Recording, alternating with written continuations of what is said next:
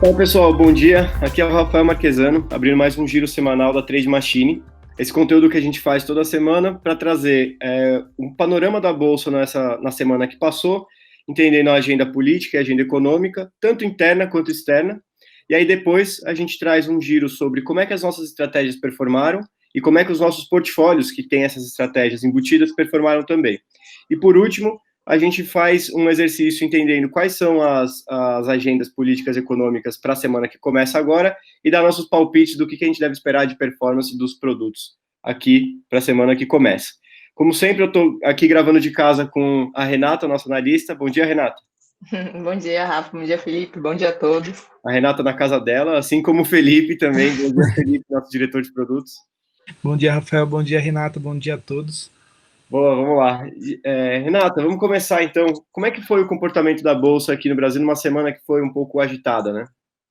Rafa, a Bolsa essa semana ela fechou com forte desvalorização, queda de 2,84% e amplitude de 3,91%.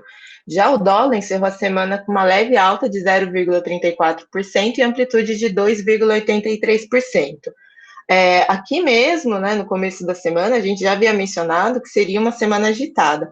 Na terça, logo depois do feriado, o Ibovespa já sentiu um movimento de baixa que vinha do exterior por conta de rumores quanto à supervalorização das empresas de tecnologia da Bolsa Americana.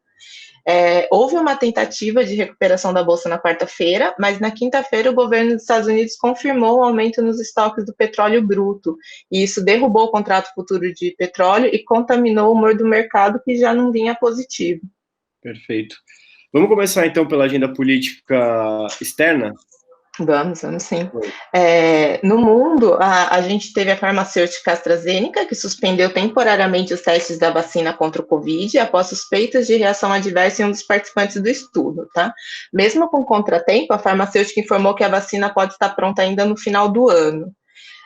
Temos também mais um capítulo das tensões entre Estados Unidos e China, com o presidente Donald Trump tentando proibir que o governo dos Estados Unidos terceirize serviços de companhias chinesas.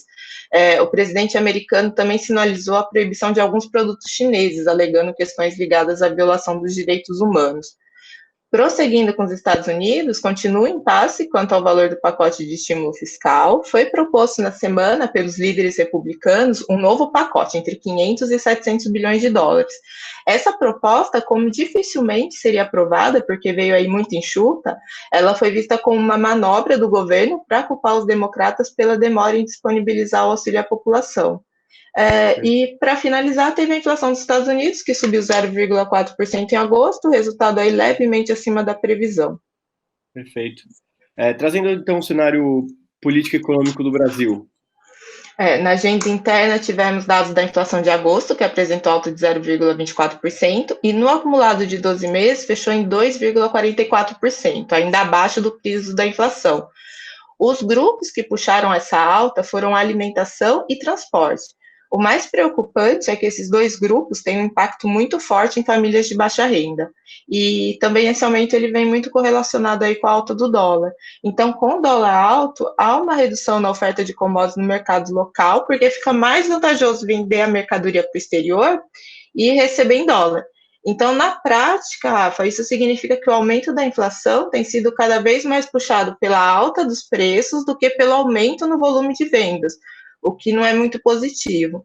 Para tentar conter o efeito disso, o governo ele estuda medidas para zerar tarifas de importação de alguns itens de consumo básico, e isso facilitaria a entrada de produtos estrangeiros no Brasil. E o presidente também deu um pronunciamento dizendo que quer dos supermercados uma explicação do porquê esse aumento de preço.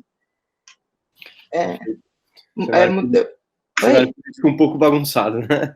Um pouco bagunçado, Mudando um pouquinho de assunto do IPCA, o destaque ele veio com a divulgação das vendas do comércio varejista, que subiram 5,2% em julho. As vendas avançaram em 7 das 8 atividades pesquisadas, o resultado veio dentro das expectativas. A única atividade que não apresentou crescimento no volume de vendas foi o grupo de supermercado, produtos alimentícios, bebidas e fumo, que também são aí atividades que não sentiram tanto o efeito da pandemia. A gente falou um pouquinho do comércio, agora passando para serviços, tá? O volume de serviços prestados em julho também apresentou alta aí de 2,6%. O avanço ele foi sustentado pelo desempenho de serviços de tecnologia da informação e transporte. Embora seja a segunda alta consecutiva, os volumes de serviço ainda se encontram abaixo dos níveis pré-pandemia. Perfeito. Então, a gente tinha falado na semana passada que essa semana seria uma semana agitada e foi, né, Renato? Tanto pelas questões externas quanto também pelo cenário político. Esses dados também não favoráveis, né? Como você comentou, a alta dos preços não impulsionado pelo aumento da demanda é uma bandeira amarela para o cenário econômico, né? Com certeza. Perfeito. Bom, Felipe, frente a esse mercado que imagino um mercado de indecisão, um mercado mais incerto, como é que performaram as nossas estratégias? Bom, vamos começar pelo day trade. As estratégias de day trade performaram de forma positiva essa semana, né? Com principalmente as estratégias de consolidação. Então, assim, dentro do cenário principal voltado ao movimento de, vamos falar assim, de degrau, né? Durante essa semana, o Plus performou super bem, tanto no dólar quanto no índice, resultando acima de perto de 2,5% na semana, os dois. O que performou negativo foi o Destiny de dólar, performando menos 3%, por conta que o dólar realmente não teve um movimento de tendência, né? Então, ele performou negativo. Mas no resultado comum a todos, né, e também no de alocação, foi positivo acima do Ibovespa, bem acima, 0,4% positivo. Em relação aos long shorts, né? Os long shorts eles tiveram uma mescla, sendo que as ações BRDT e CCRO no long short performaram positivo, e a ação GGBR Goal 4 também performaram positivo. E o Azul e Goa performaram negativo em 5%. Tá? O cérebro de long short ele tem por objetivo, né, ser mais consistente, ou seja, dentre todas as opções, então ele já não alocaria todo o recurso dele dentro de uma opção, e dentro de todas as opções ele movimenta o dinheiro conforme o maior payoff possível, o maior lucro dentre essas operações. Então, apesar de resultados como menos 5% no long short de Azul e Gol, o cérebro de long short resultou em menos 1,22% essa semana, ainda performando acima do Ibovespa. O que é interessante aqui, Felipe, é que a gente sempre fala do algoritmo de colocar essas alocações, elas são importantes para reduzir a volatilidade e aumentar a consistência, né? Então aqui a gente teve uma alocação mais pesada num par que vinha ganhando bastante, então por isso ele tinha boa possibilidade, ele apresentava boas chances de ganho, aí ele recebeu uma alocação, mas uma alocação que perdeu 5%, e a alocação total, o cérebro acabou fechando em menos 1,22 por causa desse gerenciamento do capital, não é? Exatamente. Então isso já mostra a vantagem, né, em se operar com o cérebro ao invés de um único par. Perfeito. No caso da bolsa, da carteira técnica da Trade Machine de bolsa, como é que foi a performance dela nessa semana? Uma semana que o Ibovespa fechou negativo em 2,84%. Isso, ela fechou em 1,6%, né? As maiores ações que ela se posicionou foram Droga Raia, Grupo Ultra e a ação Sambi 11, né, Santander. Apesar dos bancários, Itaú, Banco do Brasil terem subido, o Santander performou negativo essa semana. Tá? Então, assim, apesar dela ter se posicionado num setor financeiro, ela escolheu a ação errada, né? Dentre as técnicas. E já em relação à Droga Raia e Grupo Ultra, foram duas ações que performaram positivo essa semana, o que defendeu bem a carteira. Então, apesar da bolsa ter caído 2,84%, a carteira fechou em menos 1,6%. Perfeito. Bom, agora vamos falar dos nossos portfólios que agregam essas estratégias, né, cada um na sua característica. Primeiro, a gente sempre começa pelos portfólios de day trade, né, que são de 10 mil a 20 mil reais. Como é que foi a performance deles nessa semana? Maravilha. Eles performaram positivo, tá? A média do grupo foi 1,26% positivo essa semana. por conta principalmente do plus nas estratégias de mini índice e mini dólar. Perfeito, uma semana positiva. Agora, indo para o próximo, aquele grupo de 30 a 100 mil reais, que são os grupos que já colocam, além do day trade, entra long e short. Como é que ficou o resultado global nessa semana? Isso, eles performaram negativo em menos 0,87%, a média do grupo, sendo que boa parte, né, apesar do cérebro ter performado 1,22% negativo, o day trade ele conseguiu ainda corrigir um pouco, deixando eles com menor volatilidade, né? Perfeito. Agora o último grupo, que é o grupo que coloca as três classes de estratégias que a gente tem, day trade, long short e a carteira de ações. Como é que ficou o resultado? O resultado também negativo em 1,27% do grupo. Ainda vamos falar assim, performando bem acima do Ibov, né? A intenção desse grupo daqui é seguir, bater o Ibovespa. Então eles performaram menos 1,27 frente ao Ibovespa, que performou menos 2,84. Também por conta da defesa entre os long shorts, ações e também os day trades. Então os day trades fazem um pouco essa correção. Perfeito. Então, dentro do grupo que tenta bater o Ibovespa, a gente conseguiu fechar com uma boa eficiência em cima, né? Quase 2 vezes melhor do que o Ibovespa fechou, né? A gente em 1,5%, enquanto o Ibovespa 2,84%. Uhum.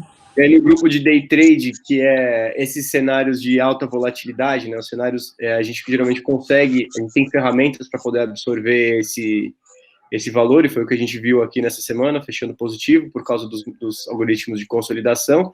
E é legal falar também que a gente teve um algoritmo de day trade que fechou bem negativo, mas foi a questão aqui, como a gente falou nas semanas passadas, o objetivo é ganhar mais do que perder ao longo do tempo. Às vezes a gente aloca no que perde, mas a maior parte das vezes o objetivo é que se aloque nos que ganham, e foi o que a gente viu, né? Uhum. E mesmo com um deles fechando em menos 3%, a gente fechou um global de 1,2%, 1,5% nesse grupo. E o de arbitragem, o reverso do que eu falei do day trade, né? Que a gente teve o cérebro de long e short alocando num algoritmo que perdeu, mas tendo sucesso, porque enquanto o algoritmo perdeu 5%, a gente consegue fechar em menos 1,22%, que é o objetivo de trazer mais consistência. Legal, eu sempre faço aqui o compilado da semana. Se a gente olhasse todos os nossos produtos em um único investimento, alocando todos em uma conta, como é que seria esse resultado? Nessa semana, então, só para dar uma referência de valor, para fazer essa conta, a gente precisaria aqui de 1.125.000. A gente teria nessa conta de 1.125.000, menos 0,83% nessa semana, que representa o nosso bench que a gente utiliza para fazer essa comparação, menos 503% do CDI, mas aqui faz mais sentido a gente fazer uma comparação com a média, então menos 0,83%. Falando isso, esse foi o cenário da semana. Felipe, o que a gente deve esperar para a semana que começa agora? O que a gente tem de novidades, se teremos, e o que a gente pode esperar dos algoritmos para essa semana? A gente está desenvolvendo duas melhorias, né? E são em cima das estratégias de day trade. A primeira melhoria é referente à alocação. Essa melhoria ela vai tornar mais consistente também a alocação. A gente vai conseguir sair na hora exata de alguns algoritmos que já performaram, já tiveram um resultado positivo e teoricamente teriam resultados negativos no futuro. Além dessa melhoria, que a gente vai colocar ainda em portfólios de 5K, a gente está buscando uma melhoria interna dos setups de day trade. Então, o que a gente está fazendo? A gente está otimizando setups tanto em longo período, como a gente já faz hoje, a partir de 2015, e agora a gente também está incluindo períodos de janelas móveis mais recentes, né? Que é a estratégia de walk forward. Então, a gente também está melhorando esses setups para que eles fiquem mais atualizáveis e também mais adequados ao momento e o cenário de agora. Perfeito. E somado a isso, tem também algo que a gente já comentou do cérebro que a gente lançou de long e short, também está sendo desenvolvido, está em teste já, né, para os algoritmos de day trade, não é? Exatamente. O cérebro, ele é a união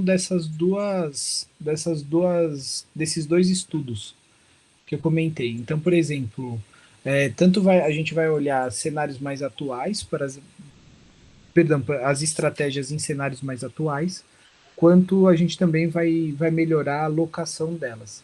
E aí isso vai fazer com que o cérebro pondere. E a gente vai usar a mesma lógica do long short, que é a movimentação de recurso frente a lucro. Perfeito. O que a gente deve esperar de melhoria para esse grupo de produtos? Bom, a gente faz uma medida em cima de consistência, né? Então, assim, qual que é a expectativa do estudo? A expectativa do estudo é que a gente melhore mais ou menos 50% dos resultados de lucro. Então, se o portfólio antes dava 1%, agora ele vai buscar 1,5% de lucro total. E referente ao drawdown ou às possíveis quedas, né, volatilidade, é uma melhora de 25%. Então, se antes ele descia até 4%, né, hoje ele vai buscar descer até no máximo 3%. Perfeito. Uma melhora nas duas pontas, né? É uma melhora nas duas pontas, exato. Excelente.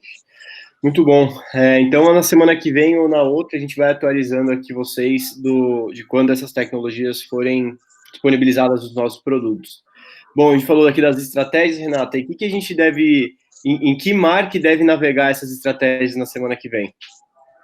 Rafa, para a próxima semana, a agenda política, tanto interna como externa, ela deve continuar agitada, na medida em que vai havendo os desfechos, ou o que é pior, né, as tentativas de se concluir os projetos em andamento. A volatilidade também deve permanecer alta devido à junção desses fatores e à aproximação das eleições norte-americanas, que aumentam as incertezas no mercado global. Referente à agenda econômica, o Brasil está bem enxugadinho essa semana. Do mercado externo, a gente tem a produção industrial na China na segunda, a produção industrial dos Estados Unidos na terça, quarta, dados no varejo nos Estados Unidos, e na quinta, o IPC da zona do euro. Perfeito. Gente, então concluímos aqui mais um giro semanal. Qualquer coisa a gente sempre vai trazer, se surgir alguma novidade, alguma informação extra, acompanha aqui a gente nesses canais, porque a gente sobe, aparece, faz uma inserção extra para fazer uma gravação, caso venha alguma notícia, alguma novidade. Caso contrário, a gente volta aqui na semana que vem para poder fazer de novo uma atualização dos resultados dessa semana e trazer as novidades de produtos e o que tiver vindo para o mercado para a semana seguinte. De novo, obrigado, pessoal. Até a próxima. Obrigada. Tchau, tchau. Tchau, tchau, gente.